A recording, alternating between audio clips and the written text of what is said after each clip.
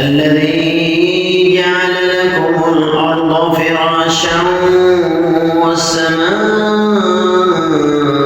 بناء وأنزل من السماء ماء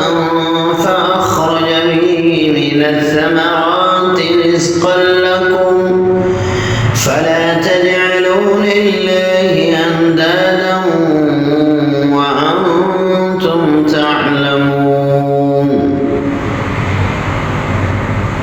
जिसने तुम्हारे लिए ज़मीन को फर्श और आसमान को छत बनाया और आसमान से पानी उतार कर उससे फल पैदा करके तुम्हें रोज़ी दी है, खबरदार तुम्हें पता है अल्लाह रब्बुल आलमीन का, तो तुम अपने खालिक व मालिक के साथ शिर्क मत ठहराओ।